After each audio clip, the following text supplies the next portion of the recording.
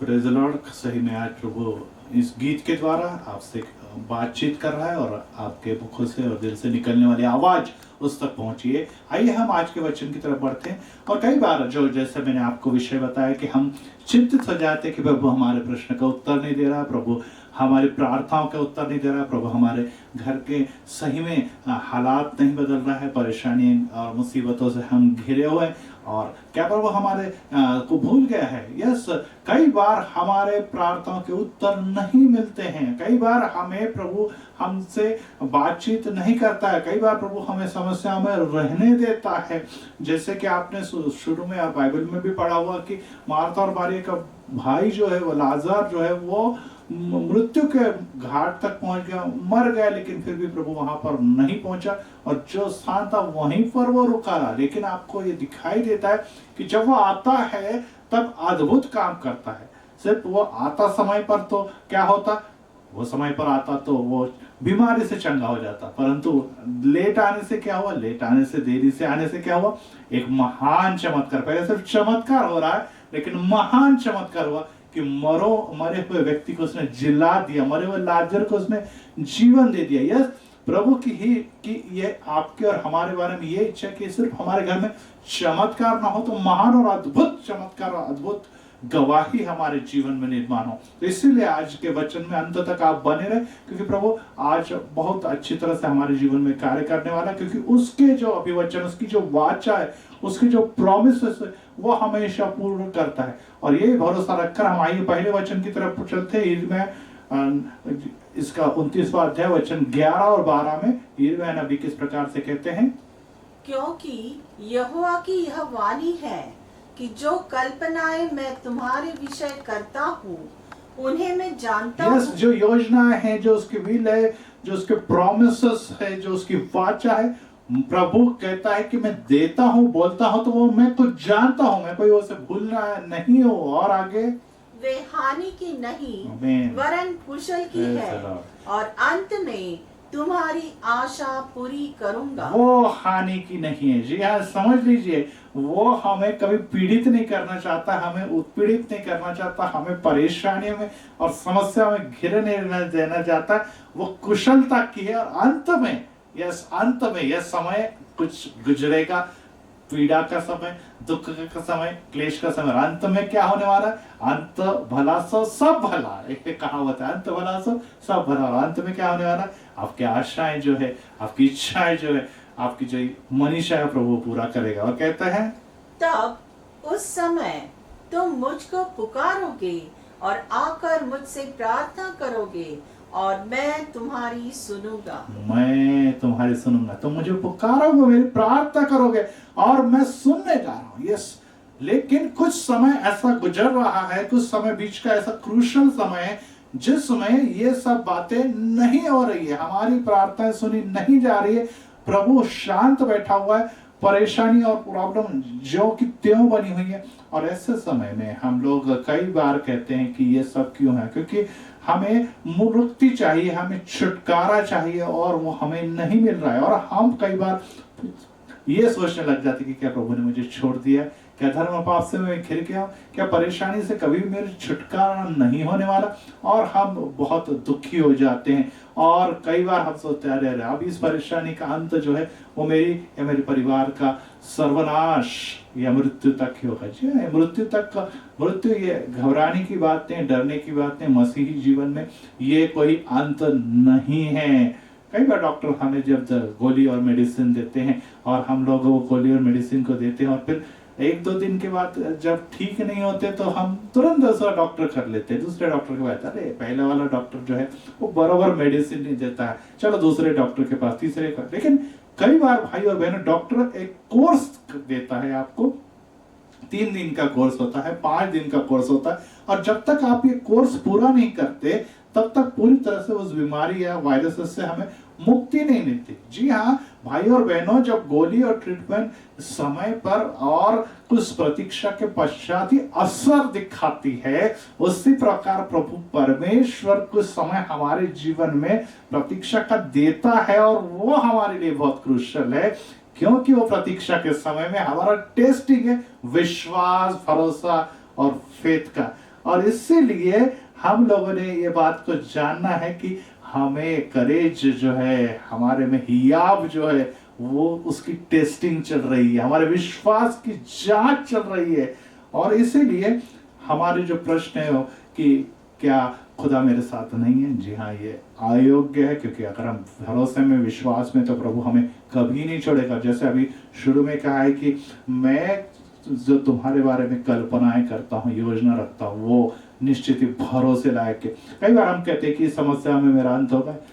Yes, हो भी सकता है, नहीं भी हो सकता, लेकिन ये जान लीजिए प्रभु हमें कभी नहीं छोड़ेगा, क्योंकि हम उसके चुने हुए, उसके नुमाइंदे हैं। और तीसरी बात है कि इससे हम बाहर निकलेंगे नहीं, यस निकलने वाले हैं, क्योंकि प्रभु ने अभी आपको यिर्मयाह में प्रॉमिस करते हुए यही कहा कि यस, जब तुम मुझे पुकारोगे मैं दौड़ा चलाऊंगा, मैं तुम्हें मुक्ति दूंगा, मुझे तुम्हें छुटकारा दूंगा, मैं आपकी प्रार्थना सुनूंगा और आपके दिन बदल जाएंगे, आपके दिन बदल जाने वाले हैं। और इसीलिए अपने हियाव को आप बांधे रखिए, और हियाव का प्रतिफल यह बहुत बड़ा है। और इसीलिए आज हम जब इय्योब की तरफ देखते हैं, अय्यूब की तरफ देखते हैं, तो अय्यूब के जीवन में भी हमें कई बार दिखाता है कि वो समस्याओं से घिर जाता है, क्योंकि शैतान की परीक्षाएं लेने के लिए प्रभु ने उसे छोड़ दिया है कि जा उसकी परीक्षा ले, और वो कितना धार्मिक है, कितना सात्विक है, इसकी जांच की जाए और ये खरा उतरेगा। ये प्रभु परमेश्वर ने चैलेंज दिया है शैतान को। जी हाँ, कई बार हमारे जीवन में जो समस्या आती है, इसी का कारण ये भी है कि परमेश्वर, अगर हम चुने हुए लोग हैं, तो प्रभु के ऑर्डर के बिना, प्रभु के आज्ञा के बिना कुछ हमारे जीवन में घटित हो ही नहीं सकता। यस, प्रभु ने कई बार हमें छोड़ दिया है कि ये परेशानियां आए, परीक्षाएं आए, तूफान आए, और उससे हम किस अवस्था में, उससे टेस्टिंग हो जाए। और टेस्ट के जब इय्योब के जीवन में आया, तो उसने अपना धन संपत्ति सब गंवा दी है, उसकी संतति या उसकी जो बाल बच्चे थे वो भी मारे गए हैं, उसके जो भी भेड़ बकरी थी वो भी चले गया, और बीमारियों से, त्वचा के रोग से वो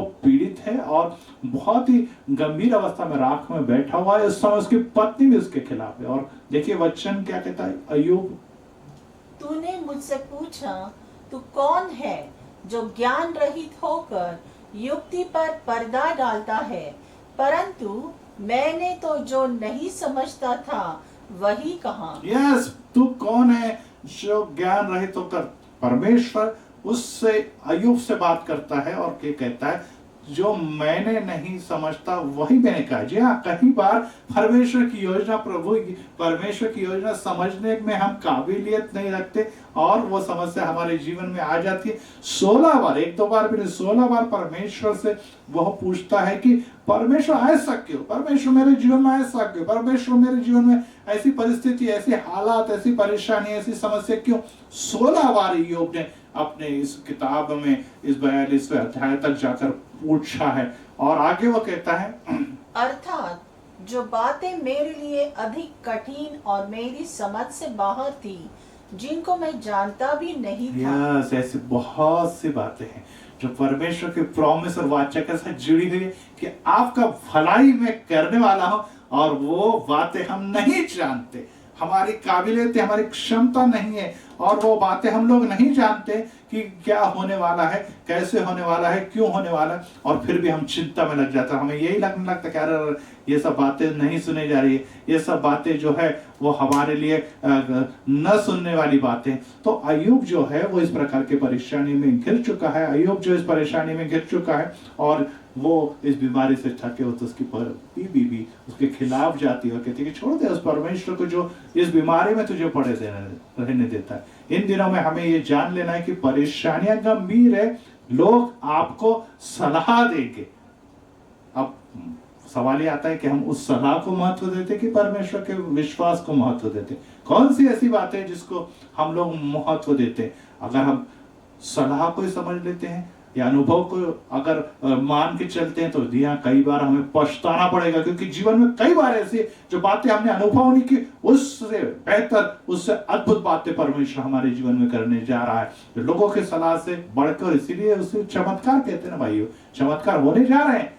जो लोगों ने सोचा नहीं, वही तो बात चमत्कार कहलाती। और ऐसे अवस्था में वो चमत्कार उसके जीवन में घटित होने जा रहा है। और ऐसे समय में हमें दिखता है कि अय्यूब जो है वो इस बीमारी में घिर चुका है, इस बीमारी से बता हुआ है। और यहाँ पर हमें दिखाई देता है कि वो पूछता है कि परमेश्वर मेरे साथ ही ऐसा क्यों, मेरे साथ, लेकिन कोई भी जवाब नहीं। जी हाँ, परेशानी से बाहर निकलने का कोई भी जवाब नहीं, क्योंकि परमेश्वर ने उसे टेस्टिंग के लिए शैतान के हाथ में दिया, और शैतान उसके जीवन में परेशानी पे परेशानी लाद रहा है, पीड़ा पे पीड़ा लाद रहा है, और सभी बातें उसके ऊपर लादने के बावजूद भी क्या हो रहा है, परिस्थिति हालात नहीं बदल ली, और वो प्रश्न पूछते जा रहा, परमेश्वर शांत है। जी हाँ, शांत रहना इसका मतलब ये नहीं कि परमेश्वर कार्य नहीं करने जा रहा।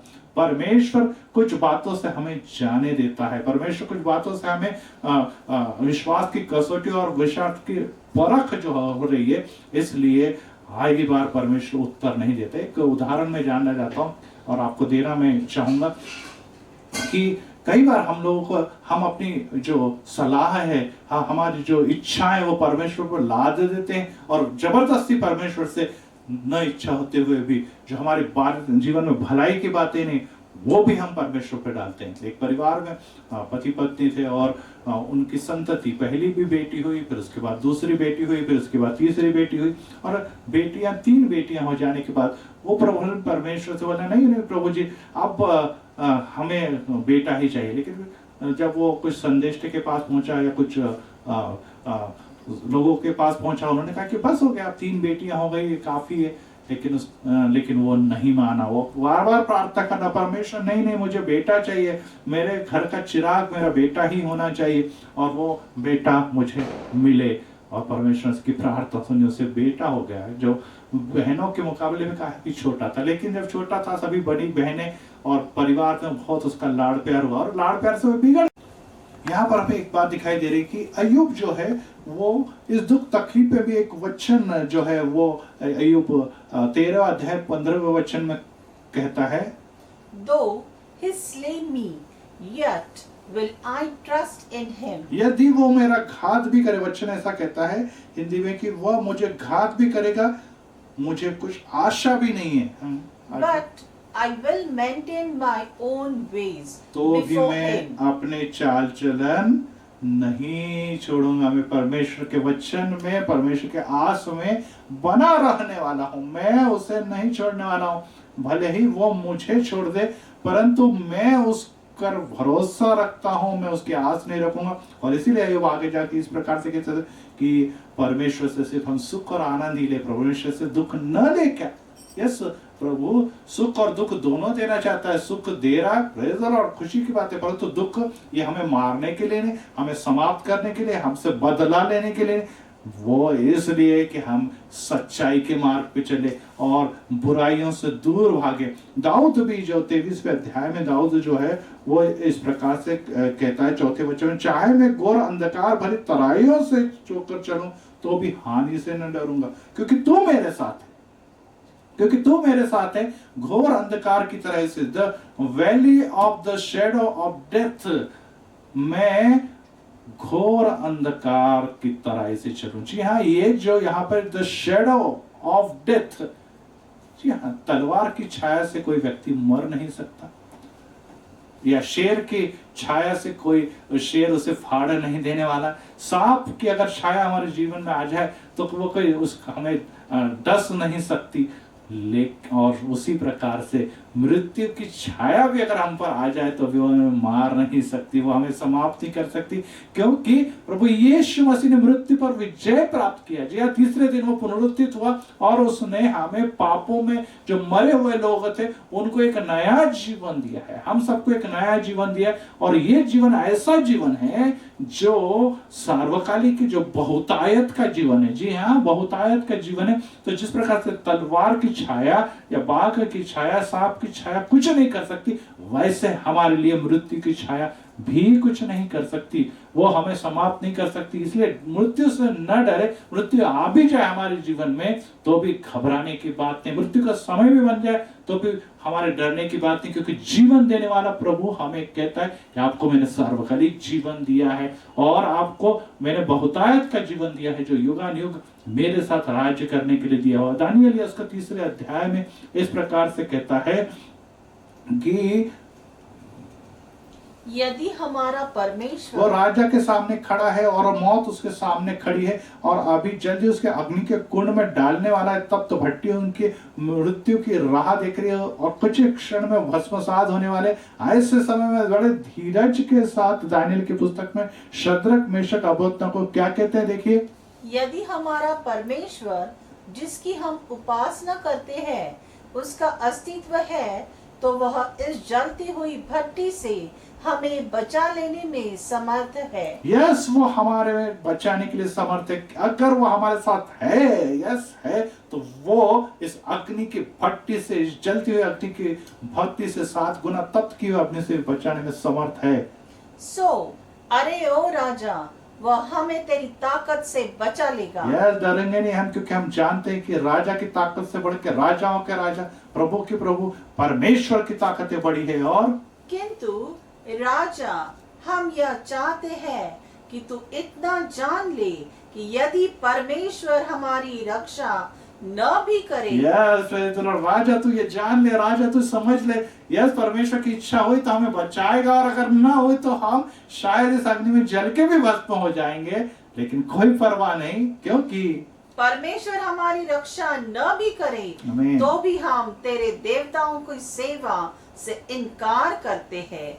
सोने की जो प्रतिमा तूने स्थापित कराई है, हम उसकी पूजा नहीं करते। ये दुनियादारी के जाल में, दुनियादारी के सभी मोह में हम फंसने वाले नहीं राजा, क्योंकि हमारा परमेश्वर जीवित है जो हमें प्राप्त हो गया है। हम उसके पीछे चलेंगे, उसके आज्ञा मानेंगे, उसके आज्ञा है उसकी प्रकार की मेरे अलावा कोई भी देव नहीं है और मेरी रक्षा करने के लिए वो सक्षम है। और but even if he does not, मैं अगर बचाया भी ना जाऊं तो भी कोई बात नहीं है, कोई बात नहीं, क्योंकि ये अग्नि जो है उससे बचाने में मेरा खुदा समर्थ है। और न बचाए, अगर मैं मर भी जाऊं तो भी मेरा आत्मा प्रभु में सुरक्षित है। यस भाई और बहनों, अगर अग्नि के समान परेशानी है, अग्नि परीक्षा से हम लोग गुजर रहे, तो भी इस बात को हम लोगों ने अच्छी तरह से समझ लेना है कि अग्नि परीक्षा में जलने के बाद शायद हमें जीवन मिले या न मिले, लेकिन वो युगानुयुग की अग्नि, जो महाभयंकर अग्नि, जिसका नरक अग्नि कहते हैं, गंधक की अग्नि कहते हैं,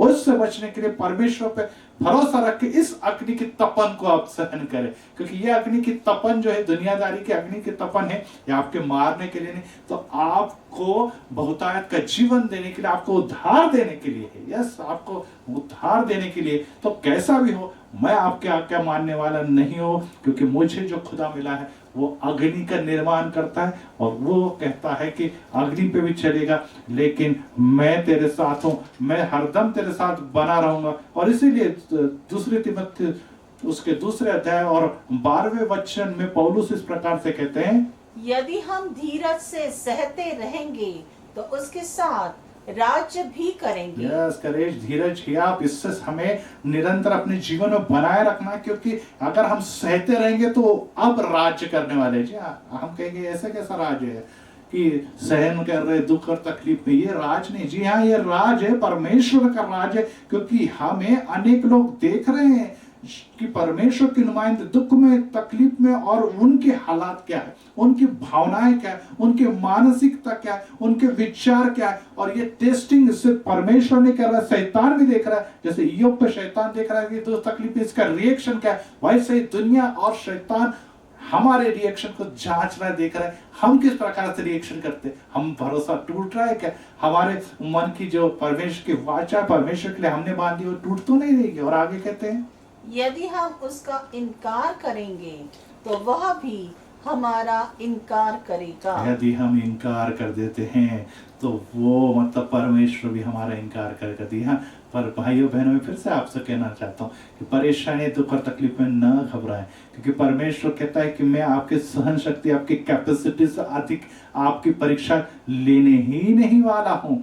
आपकी क्षमता को मैं जानता हूँ और हर व्यक्ति की क्षमता एक दूसरे से अलग है। हम कई बार कहते हैं, अरे भाई इसको इतनी तकलीफ, इसको उतनी तकलीफ, हमको तो उस कितनी ज्यादा तकलीफ है, सब आनंद में रह रहे, हम ही तकलीफ है। जी हाँ भाई और बहनों, हर व्यक्ति की कैपेसिटी अलग है। परमेश्वर हर व्यक्ति को अलग अलग प्रकार से टेस्ट देगा, अलग अलग प्रकार से टेस्ट को वो सहन करता है और उस हिसाब से आशीर्वाद में जो जितना सहन करेगा, जितना विश्वास दर्शाएगा, उतना आशीर्वाद है। आपको अधिक आशीर्वाद चाहिए क्या? जाने दीजिए, होने दीजिए टेस्ट, लेकिन विश्वास और भरोसा आप बनाए रखिए, क्योंकि धीरज का प्रतिफल बहुत बड़ा है। और इसीलिए खूबसूरत एक वचन की, वेदना के स्कूल में या क्लेश के स्कूल में अगापे प्रेम जो परमेश्वर ने मनुष्य से किया तथा धार्मिक की गहराई बोई जाती है। फिर से रिपीट कर रहा हूं कि वेदना की स्कूल जो है, जिसमें से हम एक विद्यार्थी हैं जो वेदनाओं में से, परेशानियों से सीख रहे हैं, कुछ ना कुछ बातें सीख रहे हैं, उस स्कूल में, उस विद्यालय में अगापे प्रेम जो है कि सब कुछ खो दिया, समर्पित समर्पित अपने इकलौते बेटे को त्याग दिया, वो प्रभु परमेश्वर था। ऐसा अगापे प्रेम हमें सिखाया जा रहा है और धार्मिकता की गहराई में हमारे जीवन को बोया जा रहा है, जैसे हमारे दिवस में धार्मिकता हो। इसलिए इस स्कूल को हम नेग्लेक्ट करेंगे, इस स्कूल के खिलाफ हम बोलते हैं, तो कहीं तो भी हम ये स्कूल की वेदना की परीक्षा में हम फेल होने वाले।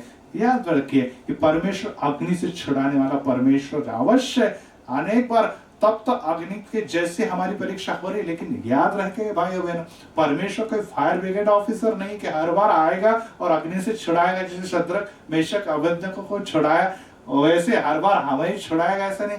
वो फायर ब्रिगेड वाला नहीं कि ये काम करते रहे, कई बार हमें गुजरना पड़ेगा, कई बार हमें। और आप जानते हैं कि प्रभु यीशु मसीह के शिष्य ने इस प्रकार की अग्नि में से होकर गए, लेकिन वो मारे भी गए हैं। पथरवा हुआ, उसमें भी मारे गए, सूली पर वो चढ़ाए गए, वहां पर भी मारे गए, लेकिन अंत तक उन्होंने विश्वास और भरोसा रखा और अन्य लोगों को भी ऐसी भी सबक दिए कि मेरे प्रभु यीशु ने सभी दुख क्लेश अपराध हमारे उठाए, फिर भी वो उनके लिए प्रार्थना करता है। और हम भी ऐसे दुख और तकलीफों में आपके लिए प्रार्थना करेंगे और आप बदले जाएंगे।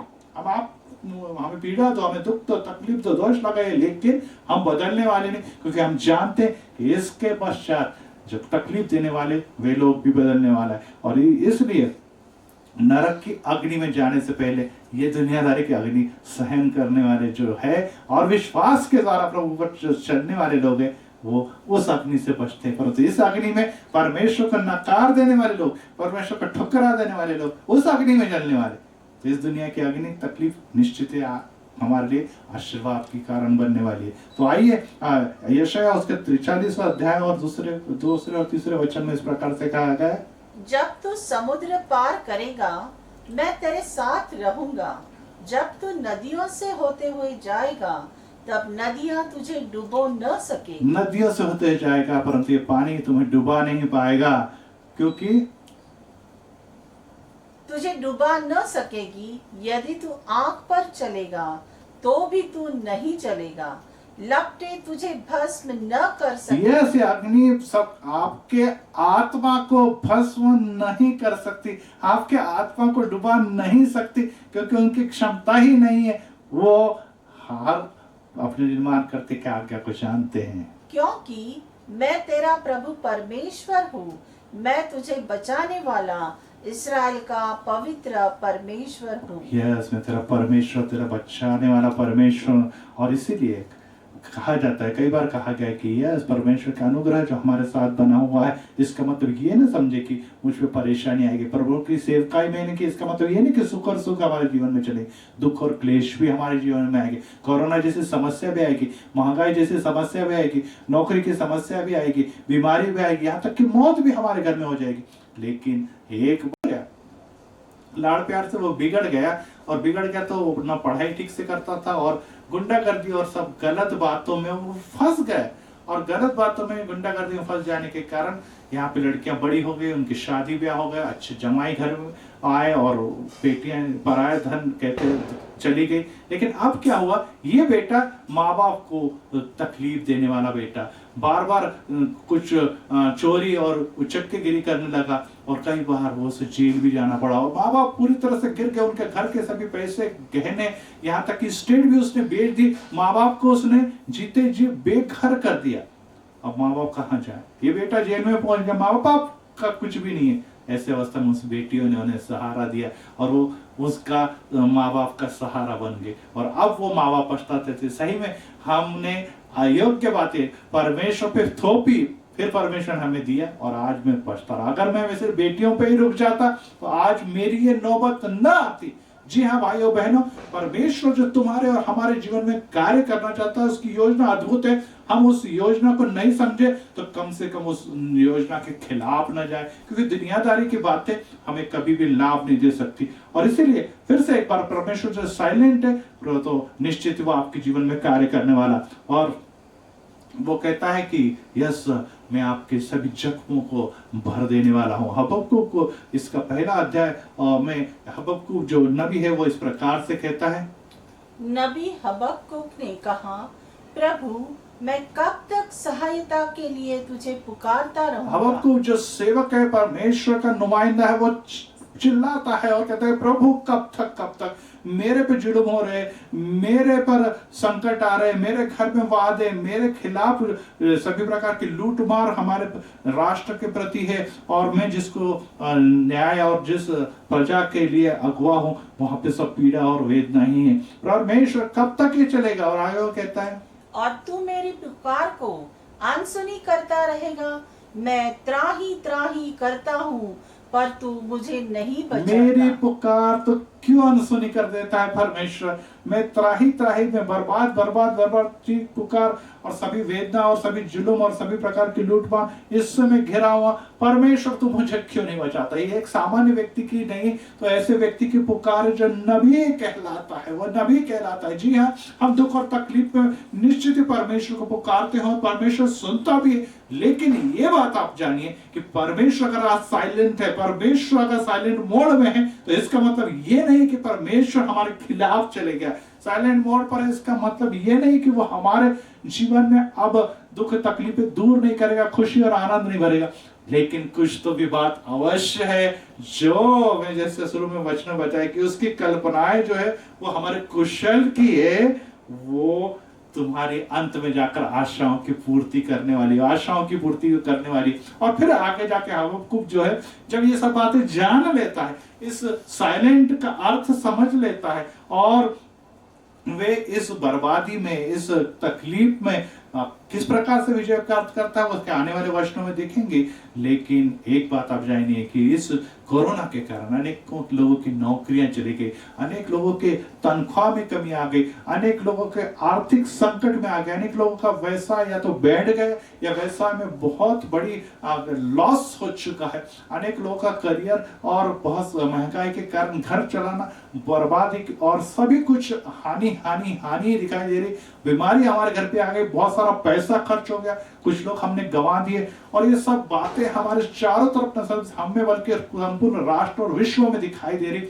और ऐसे समय में हमारा जो परमेश्वर की पुकार है वो योग्य है, अयोग्य मैं नहीं कहूंगा, लेकिन परमेश्वर का साइलेंट रहना, परमेश्वर का चुप रहना, परमेश्वर का इस समय उत्तर न देना भी योग्य है, क्योंकि कुछ बातें हमें इस समय में करनी थी वो हम नहीं कर रहे। जो हबक्कुक ने की है वो इस प्रकार से, और ये वचन इस प्रकार से कहता है कहानी में क्या क्या हानि हुई और मैं क्या करने वाला हूं। देखिए हबक्कुक के समय के व्यवसाय के बारे में, हानियों के बारे में वो क्या कहता है।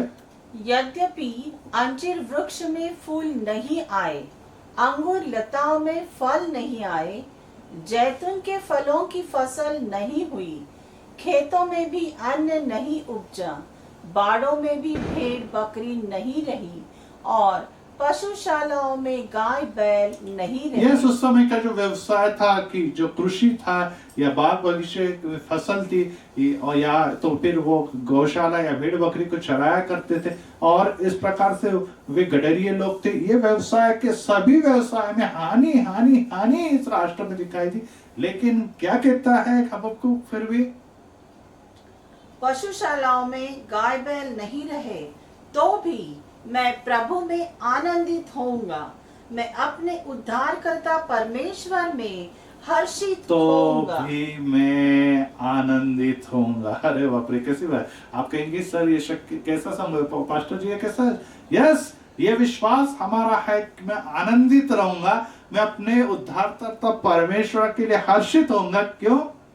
प्रभु स्वामी मेरा बल है, वह मेरे पैरों को हिरन के पैरों के सदृश गतिवान बनाता है, वह मुझे ऊंचे ऊंचे स्थानों पर चलने का सामर्थ्य देता है। वो हमें ऊंचे ऊंचे हिरने के समान दौड़ना, भागना और उत्साह से काम करना ये हमें देने जा रहा है। वो मुझे ऊंचे ऊंचे स्थान पे, वो मुझे गिरने नहीं देगा, वो मुझे कुचला नहीं दिखाएगा, वो मुझे दलदल में फंसने नहीं देगा, बल्कि वो उठाएगा, क्योंकि वो मेरे साथ बना हुआ। अखिल पृथ्वी का निर्माण करता अगर जीवित परमेश्वर मेरे साथ है तो मैं हर्षित होने वाला हूं, मैं दुखी होने वाला हूं, क्योंकि मैं जानता हूं जिस प्रकार के अय्यूब ने जो कुछ गंवाया, उसके बाद जब उसने विश्वास रखा, हिया बांधा, करेज रखा, तो देखिए क्या हुआ, दुगना उससे मिला, दुगना उससे मिला। और दुगना हमें चाहिए कि यस प्रभु परमेश्वर कहता है हिया बांधिए, विश्वास रखिए। आपने जिस परमेश्वर जिसका नाम है यावे यीरे है, द लॉर्ड विल प्रोवाइड, वो आपको प्रोवाइड करने वाला है, वो आपको हर बात का पुरौठा या आपको मुहैया कराने वाला परमेश्वर जिसका नाम यावे यीरे, उसने आपको चुना है। हम उसकी भक्ति करते हैं तो आपको किसी भी बात की कमी या घटी नहीं होने वाली है। तो आइए हम हबक्कुक के समान आनंदित हो, हर्षित हो। आसान नहीं है, लेकिन परमेश्वर की भक्ति भी आसान नहीं है। स्वर्गीय राज्य में प्रवेश करना आसान नहीं, प्रभु की सेवकाई करना भी आसान नहीं, क्योंकि हम जानते हैं हम जिस परमेश्वर को पूछते हैं, जिस परमेश्वर की आराधना करते हैं, जिस परमेश्वर को हम लेकर चल रहे हैं, वो कोरोना के संकट में, मुसीबत में, बीमारी में, सभी तकलीफों में, सभी निराशाओं में, सभी संकट में हमारे साथ बना रहता है। और उसी का नाम यावे यीरे और यावे राफा भी है, जो चंगाई देने वाला जीवित परमेश्वर है। तो वो हमसे यही कहता है कि यस, मैं तुम्हारे लिए खुशी के मार्ग खोल देने वाला हूं। इसलिए हमें इस बात को जान लेना है कि यस, मैं उस पर प्रेम करता हूं तो उससे बढ़कर प्रेम वो मुझसे भी करता है। और इसीलिए दुख और तकलीफ में हम लोग परमेश्वर को न भूले। हमें कई बार बुरा लगता है, लेकिन परमेश्वर कहता है कि जब हम प्रभु यीशु मसीह की तरफ देखें, सूली की तरफ देखें, सूली की तरफ जब प्रभु यीशु मसीह की तरफ हम जाते हैं तो हमें क्या दिखाई देता? यहूदा इस्करियोत जो 3.5 साल तक वो प्रभु का शिष्य को बना रहा, और क्या हुआ जब वो चोर कहलाता है, वो कैशियर का पद भी, दूसरी तरफ चोरी भी कर रहा। प्रभु जानता नहीं था, कैशियर जानता था, लेकिन फिर भी उसने उसको दोष नहीं लगाया। तो अंतिम निवाला किसी के मुख में दिया तो वो यहूदा इस्करियोत के लिए था। वही प्रेम जो अन्य शिष्यों के लिए था, उसने दूजा भाव नहीं रखा, फिर भी उसके साथ प्रेम ही करते रहा। देखिए, प्रभु उसको दोष देता है कि नहीं देता है? जी हाँ, हम प्रभु परमेश्वर दोष नहीं देता है। पतरस, जिसके बारे में हम जानते हैं, जिस चट्टान पे कलीसिया रचने जाने वाली थी, उस चट्टान की तरफ भी अगर हम जाकर देखें तो भी पतरस ने उसको खुलेआम, प्रभु यीशु को खुलेआम दोष दिया, लेकिन उसने उससे दोष नहीं दिया। शिष्य छोड़कर से भाग गए, लेकिन उसने फिर भी उससे प्रेम किया। वापस पुनरुत्थान के बाद उनसे आकर मिलता है और पवित्र आत्मा उन्हें देता है। याकूब, पेतरस, याकूब और यूहन्ना जो उसके इंटरनल सर्कल में थे, उन्होंने भी प्रभु यीशु मसीह को छोड़ दिया। अर्थात जब वो क्लेश में था गेत्सेमनी बाग में, तब भी वो जो सो गए, तभी भी परमेश्वर प्रभु यीशु ने उसे दोष नहीं दिया। और वो हमें आपको कैसे दोष देने वाला नहीं है। अगर प्रभु परमेश्वर, वो परमेश्वर ने वो अंत में जब सूली पे कहते हे पिता, हे पिता, आपने मेरा क्यों त्याग कर दिया? यस, पिता ने भी त्याग किया, शिष्य ने भी त्याग किया, दुनिया उसके खिलाफ गई, फिर भी वो कहता है कि मेरी इच्छा नहीं परमेश्वर पिता, आपकी इच्छा पूर्ण हो। यस, आज हमारे जीवन में बहुत सारी बातों ने त्याग कर दिया। वो धन है, पैसा है और चंगाई है, हम कहेंगे तंदुरुस्ती है, हमारे सबों ने हमें छोड़ दिया, अपने लोगों ने हमें छोड़ दिया, लेकिन ध्यान रखें परमेश्वर आपको नहीं छोड़ेगा। कुछ बातों के समय वो साइलेंट रहेगा, क्योंकि परमेश्वर की योजना जो है वो जान लेना बहुत जरूरी है। क्योंकि कई बार ऐसा होता है कि अगर परमेश्वर हमें उत्तर भी दे दे तो भी हम उसे नहीं मानते। मेरे पीछे उदाहरण नहीं बताया, हम नहीं मानते। कई बार हम उत्तर दे भी देता है कि ऐसा होने वाला, हम नहीं मानते, क्योंकि हम अपनी इच्छा पर, हम हमारी ख्वाहिश पर जीने वाले लोग हैं। और इसीलिए परमेश्वर उत्तर नहीं दे रहा, इसका मतलब नहीं है कि उसने हमें त्याग किया। उसने अपने पुत्र को भी उत्तर नहीं दिया, और कई बार हमें भी उत्तर नहीं देता। परंतु जो विश्वास रखते हैं, वे जानते हैं कि वो हमसे प्रेम करता है। अय्यूब उसका 13वां अध्याय और 15वें वचन में हम इस प्रकार से देखते हैं कि अय्यूब जो है वो, अय्यूब 13वां अध्याय और 15वें वचन में इस प्रकार से कहते हैं कि हमें परमेश्वर कभी नहीं छोड़ेगा। 13-15 अय्यूब।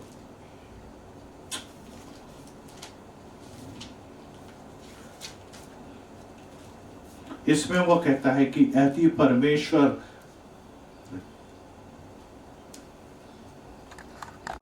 भ्रष्टाचार की, इन सब समस्याओं में हमने विश्वास अगर रखा, धीरज अगर बनाए रखा, तो आशीर्वाद से हमें कोई भी, शैतान भी हमें निश्चित ही दूर नहीं रख पाएगा। और इसीलिए इसी आत्मामय जग में, इसी आत्मामय समय में हमें, जब हम चलते तो अंदर से जो विश्वासी लोग हैं उनको अंदर से पवित्र आत्मा कहता है कि यह परेशानी है, दुख है, क्लेश है, लेकिन घबरा मत, घबरा मत। जितनी तेरे में परेशानी है उतना अद्भुत काम परमेश्वर तेरे से कर रहा है। जितनी प्रॉब्लम तेरे जीवन में आ रही है, अद्भुत काम कर रहा है। योग भी कहता है कि यह सभी समय में परमेश्वर से दुख ही दुख लूं क्या, निश्चित सुख नहीं लिया तो भी चलेगा। एक उदाहरण मैं आपको देता हूं, जो आप ऐड भी देखते कि एक तूफान आ रहा है, देखिए तूफान आ रहा है और उसमें एक पुरुष, एक लड़का है और एक लड़कियां दोनों खड़े हैं, और जब जोर से तूफान आता है तो पेड़ उड़ रहे हैं। आपने परफ्यूम की एडवर्टाइज है वो देखिए, पेड़ उड़ रहे हैं, उसके क्या बोलते हैं, सभी टहनियां उड़ रही है, पत्ते उड़ रहे हैं, और यहाँ तक कि उसके कपड़े उड़ रहे हैं,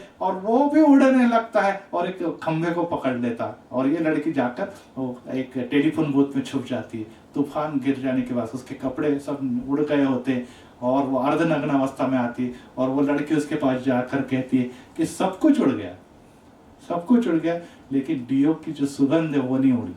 सब कुछ उड़ गया लेकिन डियो की सुगंध नहीं उड़ी। जी हाँ भाइयों बहनों, हमारा सब कुछ उड़ जाएगा, लेकिन परमेश्वर की प्रेम की सुगंध, उसकी महिमा की सुगंध, उसका अनुग्रह की सुगंध हमारे जीवन से कभी भी उड़नी नहीं चाहिए। आने दो तूफान, आने दो समस्या, हम परमेश्वर में विश्वास रखते हो, इतना अनुग्रह कहता कि वो अनुग्रह और प्रेम और विश्वास हमसे कभी नहीं तूफान, बादल और अग्नि उड़ा सकती है। ध्यान में रखिए, ये ऐड के द्वारा कुछ दाग बहुत अच्छे होते हैं। जी हाँ, कुछ दाग बहुत अच्छे हैं जो हमारे परमेश्वर के साथ नाते को बनाए रखते हैं। एक एडवर्टाइज आपने देखी होगी, दाग कुछ अच्छे होते हैं, और इसीलिए ये हमें जान लेना। पहले करंथियों उसके 10वें अध्याय के 13वें वचन में पौलुस कहते हैं, तुम किसी ऐसी परीक्षा में नहीं पड़े जो मनुष्य के सहने के बाहर है, और परमेश्वर विश्वास योग्य है, वह तुम्हें सामर्थ्य से बाहर परीक्षा में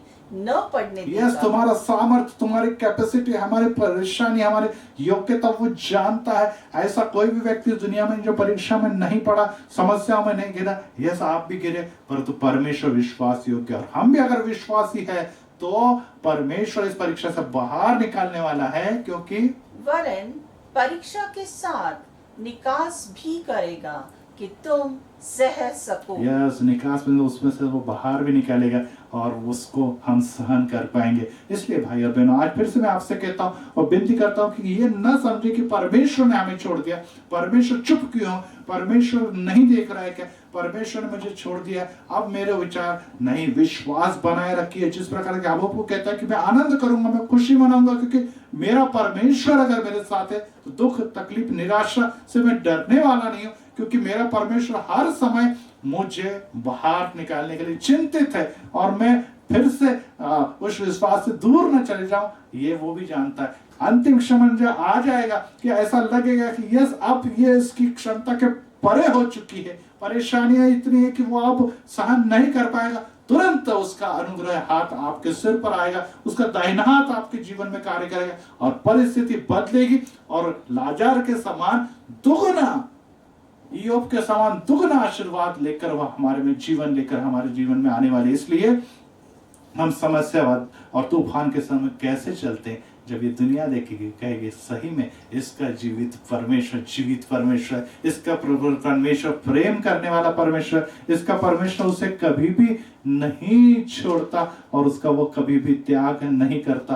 तो आज फिर से हम लोगों ने इस बात को सुन लिया है कि यस, आज वो हमसे प्रेम करता है। वो अगर चुप है, अगर वो शांत है, अगर वो कार्य नहीं भी कर रहा, लेकिन उस बात पर हमें विश्वास रखना है, और वो बात जो हमें अभी यिर्मयाह में बताई गई है, और वो है कि हमारे लिए उसकी जो कल्पनाएं हैं वो परमेश्वर जानता है, वे हानि की नहीं तो कुशल की है, और अंत में वे सभी मेरी आशाएं पूरी करेंगे। जब तुम मुझे पुकारोगे, आकर मुझसे प्रार्थना करो, मैं सुनूंगा, तो मुझे ढूंढोगे तो पाओगे, और संपूर्ण मन से मेरे पास आओगे। यस, आज समय ऐसा आ चुका है कि हम पुकार रहे हैं, परीक्षा का समय गुजर चुका है, तुरंत आपकी प्रार्थना सुन ली जाएगी, लेकिन इस समय प्रार्थना में लगे रहिए, विश्वास में रखी रहिए, प्रार्थना में कंटिन्यू चलिए, क्योंकि ये प्रेयर जो है वो परमेश्वर आपको देने जा रहा है और वो प्रार्थना के द्वारा, उस प्रेयर के द्वारा आपके जीवन में अद्भुत काम होने जा रहा है। और प्रे विदाउट सीजिंग, बिना कोई रुकावट के हमें प्रेयर करते रहना है और ये प्रेयर हमारे जीवन में अद्भुत आशीर्वाद लेके आएंगे। तो आइए हम प्रार्थना में चले। प्रभु राय, हम फिर से आपको धन्यवाद देते क्योंकि आज के समय, आज के इस वचन के द्वारा आपने फिर से हमें स्पर्श किया, हमें बताया है कि प्रभु ये सोया हुआ नहीं है, प्रभु हमसे प्रेम करता है, प्रभु ने हमें छोड़ा नहीं है, प्रभु हमारे अश्रुओं को देख रहा है, प्रभु हमारे परेशानियों को देख रहा है, हमारी वेदनाओं के, हमारी जलन को, हमारी निराशाओं को और हमें तकलीफों को देख रहा है। और प्रभु ये भी देख रहा है कि हम कितने विश्वास में, अगर हमारे जीवन में इसी प्रकार से हम विश्वास रखते तो हमारी हर परेशानी जो है वो हमें हमारे जीवन से दूर भागने वाली, क्योंकि ऐसा ऑर्डर परमेश्वर देने वाला। आज फिर से कोरोना के समय हमारी नौकरी चली गई, बीमारी हमारे जीवन में एक के बाद एक आ रही है और हमारे घर में आर्थिक मंदी है, हमारे बाल बच्चे और हमारे परिवार की बर्बादी, हमारे घर में सभी प्रकार की वाद विवाद निर्माण हो गए, हमारे घर में अविश्वास का वातावरण, पति पत्नी के आपस में संबंध बहुत खराब हो चुके, बाल बच्चे सुनना नहीं चाहते। ये सभी बीमारियों के साथ हम आपके शरण में आते प्रभु जी, और हमें विश्वास है कि मेरा प्रभु मेरी प्रार्थना सुनेगा। लेकिन वो आज अगर चुप है तो वो हमारी भलाई के लिए, क्योंकि ऐसे अवस्था में वो अगर आपसे संवाद करता है तो कई बार हम उस संवाद का उत्तर नहीं देते, परंतु वो हमें परखता है, हमारे दिलों को परखता है, हमारा विश्वास कहाँ है वो आज वो जांच रहा है। और प्रभु जी, हमारा विश्वास कम न होने पाए, हमारा हियाब जो है वो धीरज जो है वो कम न ठहरे, इसके लिए हम आपसे यही विनती करते कि उसमें हमें बनाए रखिए। पवित्र आत्मा आइए और हमें विश्वास में चलाइए। अय्यूब ने जब हियाब बनाए रखा और उसने कहा मैं सिर्फ परमेश्वर से आनंद और खुशियां लूं, दुख न लूं, और उसने कहा कि अगर मैं मर भी जाऊं तो भी परमेश्वर की आज्ञा को नहीं मोड़ने वाला। अब आपको कहता है कि मैं खुशी और आनंद मनाऊंगा। यस, बहुत बड़ा नुकसान, बहुत बड़ी तकलीफ मेरे जीवन में हुई है। और उसके बाद यहाँ पर हम शद्रक मेशक अबेदनगो को कहते हैं कि यस राजा, तू जान ले मेरा परमेश्वर अग्नि से मुझे बचाएगा, और ना भी बचाए तो भी हम परमेश्वर की आज्ञाओं को नहीं तोड़ने वाले। यस प्रभु, हम आपके आज्ञा में बढ़ना चाहते, चलना चाहते, निरंतर उसमें आगे और आगे वृद्धिंगत होना चाहते हैं। उसके लिए हमें शक्ति दीजिए, बल दीजिए। हम कमकुवत हैं, हम दुबले, जाने के लोग हमारी तरफ देख रहे हैं। इस परेशानी में झगड़ते समय हम किस प्रकार से मुकाबला कर रहे हैं। प्रभु जी, आपने हमें एक अपना नुमाइंदा बनाया, जिस प्रकार से प्रभु यीशु ने सहन करते समय भी अन्य लोगों के लिए प्रार्थना की। हम सिर्फ अपने लिए नहीं तो दुख और तकलीफों में अन्य लोगों के लिए प्रार्थना करें, जिससे कि मेरी परेशानी तो दूर हो ही हो, परंतु मेरे दुख तकलीफों में बहाए गए आंसू दूसरों के लिए बहाए गए आंसू, और दूसरों के लोगों के लिए जो किया गया इंटरसेशन जो है, मध्यस्थता है, वो अन्य लोगों के लिए आशीर्वाद का कारण बने। और जब मैं ऐसा कार्य करता हूं तो मेरी दुख तकलीफ परमेश्वर अवश्य दूर करने वाला। परंतु मैं मेरे लिए रोता हूं, मेरे लिए झगड़ता हूं, तो शायद मैं वो बातों को नहीं पा पाऊंगा जो बादल, तूफान और अंधकार के बाद मेरे जीवन में प्रकाश और खुशियां लाने वाली। इसलिए प्रभु जी, आपने जो शक्ति दी आज फिर से आप मेरे जीवन में कार्य किया, धन्यवाद हो प्रभु यीशु मसीह के, प्रभु यीशु के मसीह के मीठे और मधुर नाम से मांगते हो, सुनो और ग्रहण कर, आमीन।